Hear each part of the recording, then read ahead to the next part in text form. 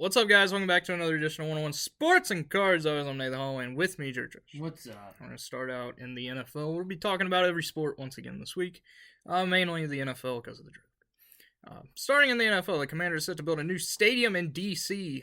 It's about time. They're finally going to move out of Landover, Maryland. 49ers signed George Kittle to a 4-year, $76.4 million extension. He's now the highest paid tight end ever. Did he deserve it? I mean, he's one of the best tight ends in the game. One. Yeah. He is the best tight end in the league. Yeah. I mean, season until next season. Yeah. And then it'll be Brock Bowers. Yeah. Packers signed Isaiah Simmons. I was very happy with this. Of course, some of you may call him a bust from that 2020 draft class. But the big news out of the Jets, and one of your favorite players, Jordan Travis, informs the Jets that he is retiring due to a medical condition. He said that he talked to, after his broken leg, he talked to his doctors, and they told him that the best bet would be for him to retire. So, tough break for Jordan Travis. Tough break for the Jets, too, because he probably would have eventually played sometime this season, because Justin Fields is their quarterback. The NFL fines the Falcons and their defense coordinator, Jeff Ulbrich, I think that's how you say it, $250,000 due to his sons doing prank calls during the NFL draft.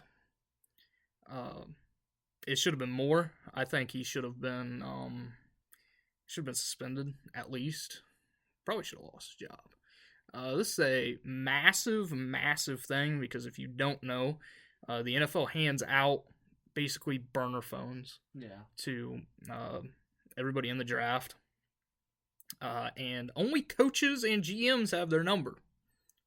So the fact that he either gave his kids the number or his kids just stole the number, this is a massive thing. And it happened to multiple people. It happened to Shedeur. It happened to, I believe, Will Campbell. I know Abdul Carter had it. And then multiple others. Quinn Ewers had it. There's a lot. This is not a good look for him. Of course, he probably won't have a job next year anyway because the Falcons' defense sucks. Talking about the draft, I got 4 right on my mock draft. I said I'd get 3. So I did better. 4 for 32. Ain't bad. I got an 8th of the first round. So draft recap. We're going to go through some of the bigger names. Of course, Titans took Cam Ward number 1. Kind of figured that was going to happen. Yeah. The Jags straight up for Travis Hunter at number 2. I'm going to give my biggest draft of winners and losers after this. You're not going to because... I know my draft winner. You know your draft winner? I do. Okay. Not the loser? No. I mean, you could pick an easy loser. It doesn't have to be a team. It could be a player. Shedeur. Yeah, easy loser. The Giants took Abdul Carter. The Patriots took Will Campbell. The Browns, who traded down for the Jags' 5th overall pick, took Mason Graham. The Raiders took Ashton Genty. My opinion, one of the best picks of this first round. The Jets at 7 took Armand Mimbow. The Panthers, surprisingly, took Tet McMillan, 8th overall. The Saints took Kelvin Banks Jr. And the Bears, surprisingly, this was the most surprising thing in the first round, in my opinion, besides Shedeur falling out. They took Colston Loveland, who's a tight end. They took him over Tyler Warren. Tyler Warren fell to 14 to the Colts. Tyler Warren is... He was the best tight end in NCAA. He could be better than Brock Bowers was last year. Especially with the Colts, because, the Colts actually have a better quarterback than the Raiders did last year. Now, will that work out with either Anthony Richardson or Daniel Jones? Probably not. Or they could, start Riley Leonard, because they also drafted him. The Bucks took Emeka Egbuka. I think this is one of the best picks of the draft in the first round. You put him, Chris Godwin, and Mike Evans, plus Cade Otton, plus Bucky Irvin in the backfield with Baker Mayfield. This offense is unstoppable. Now their defense is... my Green Bay Packers, for the first time since 2002, the year I was born, so Matthew Golden, a wide receiver. I love this pick. He's going to be a great player. He's basically a faster Jaden Reed.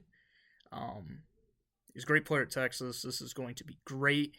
This also means we also took like 2 other wide receivers in this draft, which means we're probably going to have to get rid of one. And please get rid of Christian Watson.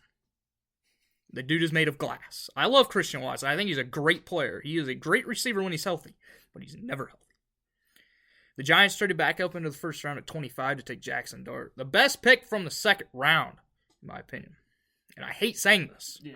It is the Chicago Bears taking Luther Burden III. I think he should have been a first-round pick. This is a massive weapon for Caleb Williams and the Bears. At 40, the Saints took Tyler Shugg from Louisville. He is the oldest player in this draft. And I don't really like the pick. I don't think he's that good. Derek Carr's better. Derek Carr's still going to win the job unless the Saints kind of just push him out of the way because they decided to take him. But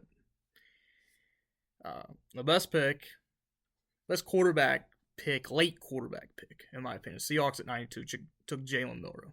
They turned the Browns pick, not the Browns, the Raiders pick, because this was the pick that they got back from the Raiders for Geno Smith, into Jalen Milroe, who has one of the highest upsides of any quarterback in the league. And now he goes, and who do you comp Jalen Milroe to? Lamar Jackson. He now goes to Seattle with Lamar Jackson's old offensive coordinator who developed a system around Lamar. This is going to be the best thing. Plus, he's going to be able to sit behind Sam Darnold. Mm-hmm. Great pick. They also traded Sam Howell to your Minnesota Vikings. So you have a new backup QB. Better hope JJ doesn't get hurt. You're going to be throwing a lot of picks. At number 94, the Browns took Dylan Gabriel. This was extremely too high to take him. Dylan Gabriel is a great quarterback. He should not have went this early. The Browns then came back and picked Shedeur Sanders, who fell to the 5th round with the 144th pick. They now have 5 quarterbacks on the roster. One of them has to win the job. It's just a battle of all mid.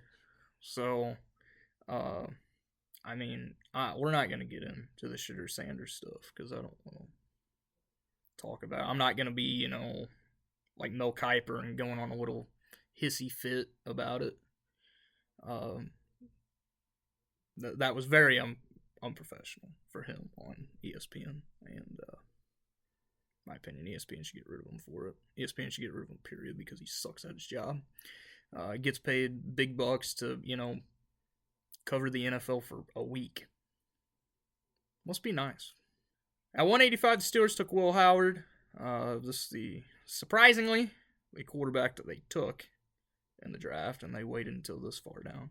Colts took Riley Leonard 189, and Quinn Ewers went to the Dolphins at 231. A great pick for them. Not a good thing for Quinn Ewers. And I'll say that.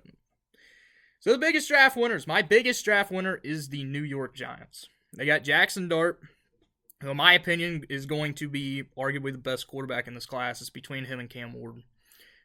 If they can... So the Giants have basically everybody from the Bills team that developed Josh Allen. Jackson Dart is a Josh Allen type player. He needs some developing. They got the head coach, that developed Josh Allen. And I think this is going to be a great pick for them. Of course, they got Abdul Carter, best player in this class. It's not even close. They also got Darius Alexander and Cam Scatterboot. So do you agree with John? Would you? That's what I was going to say. Giants. That was your big winner? Yeah. Not often you hear the Giants come out a winner in anything. Next, so I did 30 for each. The Steelers, they got Derek Harmon in the first round. Then Caleb Johnson, running back out of Iowa. He's probably going to become their starting running back since Najee is now in Los Angeles with the Chargers. They got Jack Sawyer. They got Will Howard, 2 Ohio State guys. And they also got Peyton Wilson, who many believe is the steal of the draft. Also, I got to go with the Browns. They got Mason Graham, great player. Carson Swessinger. Quinshaw Judkins. Dylan Gabriel was the kind of iffy pick.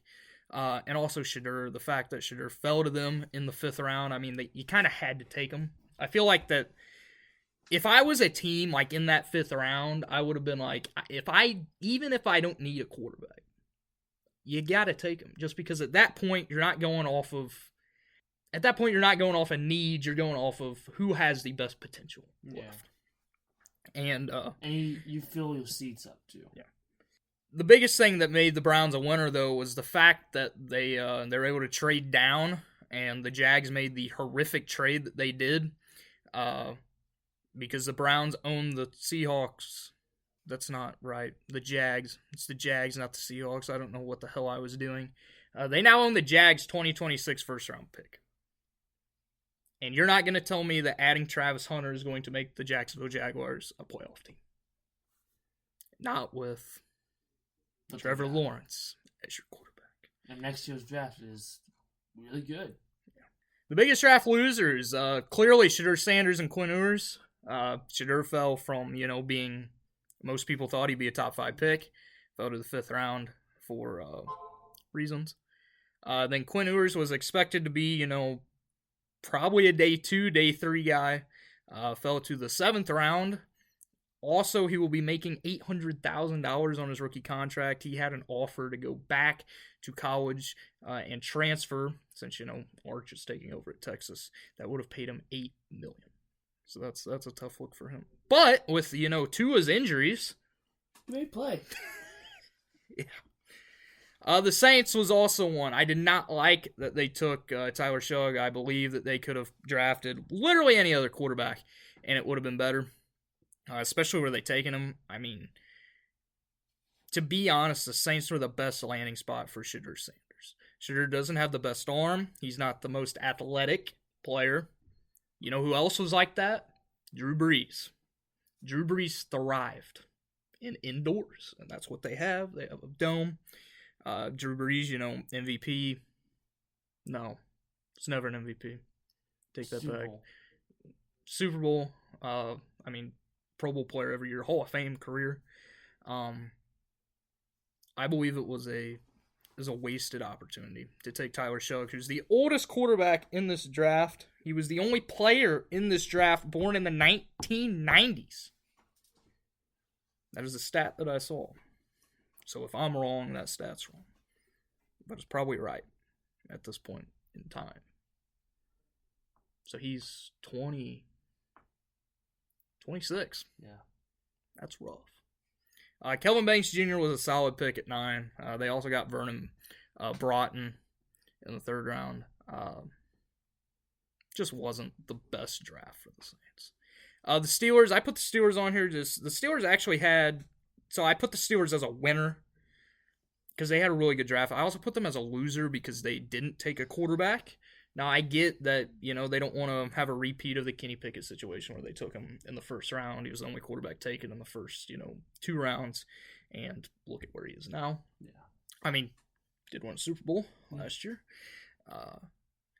But the fact that you didn't take a quarterback until Will Howard, and Will Howard, I don't get why Will Howard fell so low. I think Will Howard's going to be a solid player.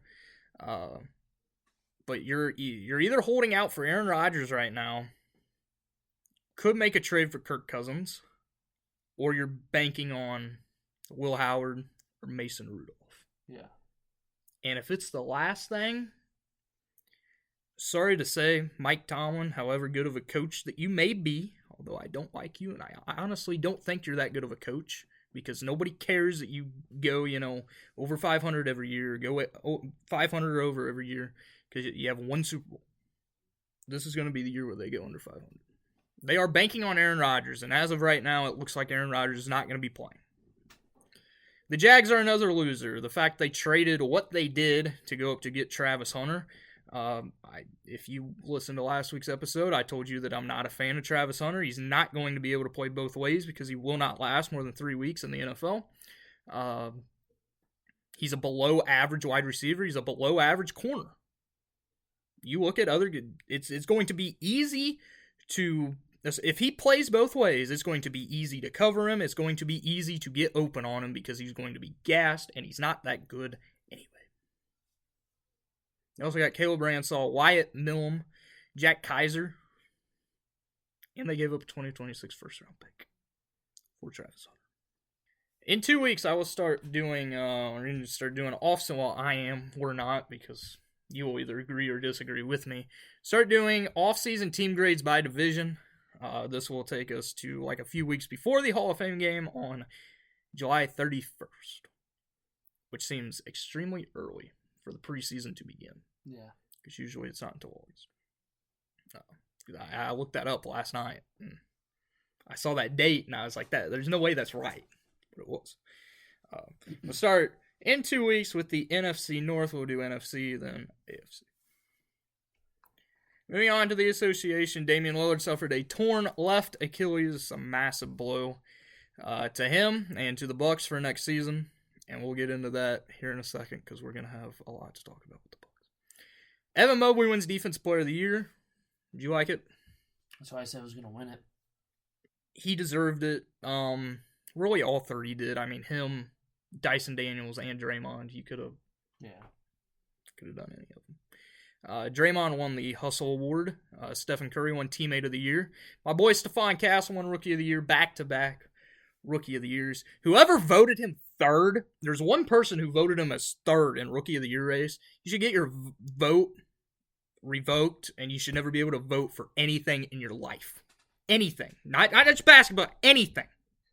Because clearly you're a freaking idiot. If you didn't think Stephon Castle... Now I get some people, voted him second, which Tim Bontemps, you're an idiot. Calling people out. But to vote him third? You really think Jalen Wells was better than him? No. Dyson Daniels won Most Improved Player today. This was a massive surprise. Cade actually finished third in voting, behind Zubac. Are you surprised with? Yeah. I think everybody... I had it ready to go for Athlon today. I was like, hey, I'm going to start a show with Cade. Had Cade winning because it's like, he's going to win it. No. And then I had to change it because that wasn't the case. I respect the voters, though, because they finally listened to people that have been saying for a long time it should not go to a former first overall pick because you're expected to be this good. So congratulations to Dyson Daniels. You know how big I've been on Dyson since he was a rookie. Love Dyson. We're going to go through all the playoff series, and we're going to start with the losing teams, what every loser needs to do in the offseason.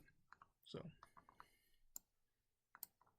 and you can say basically whatever. If you want to say just like blow it up, fire everybody, go ahead, because that's what I'm going to do with the first one. The Cavs sweep the Heat. They had a 55-point Game 4 victory. It's the largest victory in playoff history. The Heat didn't show up. The Cavs move on to face the Pacers the next round. What do the Heat need to do in the offseason? Everything. Literally everything. The Miami Heat need to absolutely blow it up. They need Pat Riley to step down. They need... honestly, fire Eric Spoelstra at this point. Spoelstra's one of the best coaches in the league. Like, no offense to him. I love Eric Spoelstra. It's time for change. They've been a play-in team the last however many years, which is eventually why they lost Jimmy Butler, because he was pissed that Pat Riley wouldn't actually give him help. Tyler Hero played great this year. Bam was... okay. Other than that, not much. They also do not have enough cap space. I know everybody's talking about, they could trade for Kevin Durant in the offseason. What are you going to trade for him? You have basically no picks. The Suns don't want, Andrew Wiggins in return, because who actually wants Andrew Wiggins? No offense to Andrew. He had some okay games with the Heat. He had a very good start with them and then just kind of fizzled out. Like the Suns aren't going to take Andrew Wiggins, Terry Rozier, who is turning into a terrible trade that they made to get Terry Rozier. Like, that dude hasn't been relevant. And the only time he was relevant was when he was being investigated by the league for gambling. And then Duncan Robinson. Like, nobody's going to want that. They have really no good young players besides Khalil Ware. You can't even say Jaime Jaquez, because he fell out of the rotation this year. So they do need everything. Yeah. Next, the Pacers defeat the Bucks in Game 5. The fact that the Pacers won this game, this crazy stat. This is from ESPN. I was watching the Windhorst podcast today, the Hoop Collective, on YouTube, and he gave this stat. So the Bucks led by 7 points with 40 seconds left in overtime. I turned the game off because I was like, there's no way the Pacers are going to win this game. I had to turn it back on. Teams were 0-1,609 in the playoffs when trailing by at least 7 points in the last 40 seconds. The Pacers became the first team to win the game. Pacers now move on to face the Cavs. If you remember in the regular season, the Pacers defeated the Cavs 3 times. They had the most wins against the Cavs this season. Of course, after the game, the little tussle between Giannis and Tyrese Halliburton's dad. We're not going to get into that. We are going to get into Giannis, because is it time to move on for Giannis? Shams reported that he's going to have a discussion with Bucks management in the coming weeks to talk about his future with the team. But you got to think Lillard's going to be out probably all next season with the Achilles, if he comes back at all. He's 35 years old. Yeah. And Achilles, with how he plays the game, is not good. Kyle Kuzma was a massive failure of a trade. Dude was benched in last night's game. Brook Lopez is a free agent. He played 8 minutes in Game 5. Bobby Portis is a free agent. They have absolutely no cap space. They have no draft picks at the time for Giannis to move on. Yeah. Leave. I will respect it if he stays, because he wants to be a Buck. Yeah. But with how much he has said about how much he wants to win, you have to leave. This team has absolutely no future. They have 4 players under 25 years old. The only good one is Andre Jackson Jr., and I don't even think Doc Rivers played him because, well, it's time for them to get rid of Doc Rivers as well. It's time for Doc Rivers to be out of the NBA. He should have been out of the NBA a long time ago. He's one of the worst coaches ever, probably the worst coach ever. I'm not going to go on a big rant because you've heard this rant too many times. I hate Doc Rivers. Dude sucks at his job. So yeah, it's time to move on. The Knicks lead the Pistons 3-2. The Pistons went into Madison Square Garden on Tuesday and beat the Knicks. Do you think the Pistons come back? Yeah. I think they can too, especially with Jalen Brunson tweaked his right ankle injury again last night. Josh Hart took a hard fall at the end of the game. He should be fine. But I still agree with what everybody's saying. Cade Cunningham is the best player in the series. He needs other guys to step up. Last night, it was Asar Thompson who stepped up, had 22 points, missed 2 shots in the game. The Celtics defeat the Magic in 5 games. They are officially on. What do the Magic need to do in the offseason? Stay healthy. That's literally it. They're a good team. They just need to stay healthy. They need a big man. They need a true big man. The Magic need a big man. I'd love for them to go back out and get Nikola Vucevic and bring him back. They also need shooting. Yeah. Because they need shooting around. This team is one of the worst teams in the league shooting the ball, especially three-pointers. They rely too much on Paulo and Franz, which showed in the playoffs because they were basically the only guys that showed up. They definitely need to do that. Of course, it hurt them that Jalen Suggs was not healthy. You get a couple solid shooters. I believe they have 2 first-round picks as well in this upcoming draft. They have 2 firsts and 2 seconds. You get 2 solid shooters, and you get a good big man. This is a scary team with what Paulo and Franz are doing. The Thunder swept the Grizzlies. Ja Morant got hurt in Game 3, and nobody cares. Nobody cares about what he said afterwards, too, saying, if I wouldn't have gotten hurt, we had a chance. No, you wouldn't have, because this team, you got blown out in the first 2 games. You were blowing out the Thunder. You're up by almost 30 points in Game 3 at halftime when Ja got hurt because Lou Dort had a dirty play. I'm going to say Lou Dort had a dirty play. It was a dirty play. When you slip, you don't keep your hands up and drag a guy to the ground when he's in there. That's just my opinion. But you blew that game. At that point, you knew it was over for the Grizzlies. You never had a chance. What do the Grizzlies need to do? Get rid of Ja. Move on from Ja. I agree. Ja is a cancer to this locker room. There's been many reports around the league saying that, GMs from other teams are saying, even when he's healthy, most of the time, in the last few years, you'd be saying when he's healthy, he's a top 10 player in the league. That's not the case anymore. Yeah. The fact that he's not even the best player on this team because it's Jaren Jackson Jr., although he did not show up in the playoffs. Desmond Bane was nowhere to be seen in the playoffs. The second best player on the roster in the playoffs was Scottie Pippen Jr., who he's going to earn himself a massive payday this summer. And I believe he should be the one that takes over for Ja. You can get a lot out of Ja because there's going to be a team that wants him and going to give up a ton of draft capital, a ton of young players. But this team is not good enough to do anything. The fact that, remember that they were second in the West at one point this season. And at the end of the season, they just plummeted. Yeah. The Nuggets lead the Clippers 3-2. This has been the best series so far. The Timberwolves lead the Lakers 3-1. Timberwolves, they're going to win tonight. Clinch series. Yeah, you said that was a stupid pick. Yeah. I'm sorry, that was a stupid pick. I underestimated Anthony Edwards. Yeah, you did. I also overestimated everybody on the Lakers besides Luka. Yeah. Because he's the only one that showed up. LeBron showed up in the last two games. Austin Reeves has been nowhere to be found. The rest of that team just absolutely blows.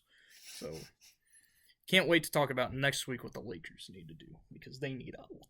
Yeah. The Warriors lead the Rockets 3-1. The Rockets are currently whooping them at halftime. Still think the Warriors win this series. I still think Rockets have a chance. I don't. The Rockets need, which you will see next week after they get eliminated, and we talk about them, because they're going to get eliminated. I'll guarantee it right now. I'm Charles Barkley right now. Guarantee it. Going to get eliminated. They need a superstar player. They have waited too long to think that one of their main guys is going to become a superstar homegrown player, because Sengun ain't that. Although Sengun is really good. Jalen Green ain't that. The dude got benched in two of the 4 games so far, when it mattered the most. Other than that, you have, to be honest, their best player might be Amin Thompson. Yeah. Actually, last night it was Fred VanVleet, dude couldn't miss. Or 2 nights ago, not last night. On to baseball. Eugenio Suarez becomes the 19th player in MLB history to hit 4 home runs in a single game. He did it on Saturday against the Braves, in a game that the Diamondbacks still lost in 10 innings. It always seems like Eugenio Suarez comes out and has like a 3 home run game every year and then just kind of disappears. Out, yeah. Hey, Reds legend though. Yeah. Reds legend. You could use him right now. Yeah. Tyler Glasnow joins Blake Snow on the IL with the exact same injury. Who knew? Tyler Glasnow getting injured? When you look at the Dodgers, quote unquote best rotation ever, Glasnow's hurt. Shohei's hurt, of course. Kershaw. Bobby Miller's been demoted because he has been terrible. The only one you have is Yamamoto? Maybe. I think he's Yamamoto. Sasaki's been... Yeah. Doesn't matter. They're still winning. They've scored... They're on a 5-game win streak. They've scored 51 runs over those 5 games. Andy Pages has been on absolute fire. The Braves sign Eddie Rosario. They option Jared Kelenic to AAA. Jared's done. He's been terrible this year. The Braves also signed Ian Anderson back. They signed him back yesterday. They DFA'd him again today. So I don't know. Every day you go through and you're going to see something with the Braves roster construction. It's either going to involve Jesse Chavez, who's like 1,000 years old, or Ian Anderson, because that's how it's been like every day this week for them. And they're still bad. The Guardians optioned Tristan McKenzie to AAA. He did pass through waivers. He is officially off their 40-man roster. Started with like a 5.41 ERA or something like that this year. He's been really bad over the last 2 seasons. I don't know what happened. Yeah. Disappointing. Love Tristan McKenzie. That just makes his autos cheaper. Probably like a cent. Yeah. I'm surprised he passed through waivers, though. I expected a one team. There's some teams out there that could use him. Yeah. Teams that... Hell, the Dodgers should have taken him, developed him. He would have been a freaking Cy Young candidate. He was like 2 years ago. Until he got injured. Moving on to other sports, Andrew Novak and Ben Griffin win the Zurich Classic. Of course, it's pairs, if you didn't know that. The Byron Nelson is this weekend. Austin Cindric won a terrible race at Talladega. I say terrible because, well, there were no wrecks. That's horrible to say. When you go to Talladega, they raced 3 wide damn near the whole freaking race. And the only interesting part of it was pit strategy. There was 1 wreck coming onto pit road. Yeah. That is it. There wasn't even a wreck at the checkered flag. The photo finish that Cindric had with Ryan Preece. Usually when that happens, there's people wrecking behind. Nothing. Disappointing. I didn't pick it right, though. Thanks. Yeah, I didn't because Joey Logano failed post-race inspection. Texas is this weekend. Talk about boring. Yeah. Who wins? Who's gonna watch this? We a snooze fest. I'm not watching. Texas blows. It's literally follow the leader of the job. So whoever gets the pole is probably gonna win. And who's good at qualifying? I'm gonna tell about it. He's usually pretty decent at qualifying. I'm gonna go with Alex Bowman. IndyCar is at the Alabama Grand Prix this weekend. Of course, May is kicking off tomorrow or today, whenever you're listening to this. So, next thing you know, you have the Alabama Grand Prix, you have the Indianapolis Road Course, and then you have the Indy 500. Indy 500 testing was last week. Kyle Larson wrecked. Somebody flipped. I don't remember who it was, but he was fine. So, they also, I'm pretty sure, set another record for fastest speed. Track's insane. That track's insane, dude. So who wins the Alabama Grand Prix? Pat O'Ward. Gonna go with Scott Dixon. Push you picked Scott Dixon for like past. I have not weeks. I picked Scott. Screw Scott Dixon. No offense, Scott. You're my favorite driver. That was Rossi. Well, Alexander Rossi. Is he still in? Yeah. He is? Yeah. Well, Rossi is. I didn't even know he was still in. Yeah, He's fell off a lot. Yeah. I'm going to go with the guy that I picked, like a year ago, whenever the last race was, Scott McLaughlin. Oh, yeah. F1 is at Miami. Who wins? Oh, Kimmy. Yeah, you picked him the last race, and that didn't work out. Yeah. I'm going to go with, no matter who I pick, they're not going to win because it'll end up being, the teammate that wins. So I'm going to go, since I want my boy Lando to win, I'm going to go with Oscar Piastri. He'll probably win it this time. The Kentucky Derby is a Saturday. Probably going to be a very muddy Kentucky Derby with the rain that's been in, the Midwest right now. So, but I won't watch it because I don't really care. I'll watch it. It's the only. I hate coverage for the Kentucky Derby because they have it on for like 6 hours and the race takes like 10 seconds. It's more than 10 seconds. It ain't more than 10 seconds. It's like a minute and a half. Wow. But you have 6 hours for that. Yeah. It's stupid. I would love to go. I've been to Churchill Downs, but I'd love to actually go to the Kentucky Derby. Now, I don't want to dress up like they do because... Why do you gotta dress up? I don't know. What is this, 19 freaking 30s again? That's what it looks like. Like, it's damn horse racing. If I want to show up in my blue jeans and my flannel short and my cowboy hat, what are they gonna do, kick me out because I don't have that stuff on? I'm paying my ticket admission. I wonder what would actually happen. Let's try it.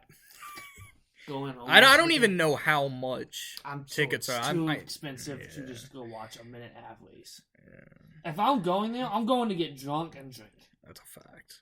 And gamble. Also, the fact that you would probably have to get there like the 6 hours before the race starts. Yeah. Just because of how many people go. Would you admit to see anything? I feel like you can't. I mean, I know they have the Jumbotron, but like, I can watch that at home. Yeah. I can experience the neighs and all the horses and everything. And all the whip sounds of them going, "Get out, boy!" You know, whipping the horse and everything. But no, I have no interest in the Kentucky Derby. I'd like to go if it wasn't expensive and it wasn't like, basically a waste of a day. 4 hours away just to go watch some horses? No, thank you. On to the NHL. The Jets and Blues are tied 2-2. Who would have guessed this? Not me, because I said the Blues are going to get swept. The Jets goalie. Who's the Jets goalie? Connor Hellebuck. Ain't that his name? Went from being the best goalie in the league to being the worst goalie in the league because the dude's gotten pulled the last 2 games. The Golden Knights lead the Wild 3-2. The Oilers lead the Kings 3-2. Except for the Kings at a 2-0 series lead. The Maple Leafs lead the Senators 3-2. The Panthers lead the Lightning 3-1. This would be an upset because it's 3-2. I don't think anybody actually picked the Lightning to win the series. And the Capitals lead the Canadiens 3-1. You skipped the Stars and Avalanche. Did I? Yeah. The Stars lead the Avalanche 3-2. Who cares? A lot of people actually. That's all of the WWE. Not WWE. Son of a bitch. The hockey. Do you have anything for WWE? I guess. Backlash is coming, and a lot of good matches got announced, so it's looking exciting. Pat McAfee and Gunther. Yeah, that's gonna be a good one. Not really, because I don't think Pat McAfee can really wrestle. Know that. Kick him right in the head like a football. Yeah. Punt him. Some other good matches and stuff. There's still some that's going to be announced, hopefully. Hopefully we get a Seth Rollins and Braun Breaker match against Roman Reigns and CM Punk. That'll be a good tag team match. Yeah. That's all I have. Thank you guys for listening. Enjoy the NBA, NHL playoffs. I would say enjoy the NFL offseason, but there's really not much left besides Aaron Rodgers' potential pick. The Bills signed Elijah Moore earlier today, if anybody cared. Oh, yeah. I don't. I thought he was going to be very good, and then he sucks. Yeah. Yeah, enjoy that. I would say enjoy NASCAR, but don't even watch it. Yeah, Texas is really boring. You know what's even worse about Texas is that Fox is hosting it, and Fox NASCAR coverage absolutely blows. Thank you guys for listening. Come back here next week.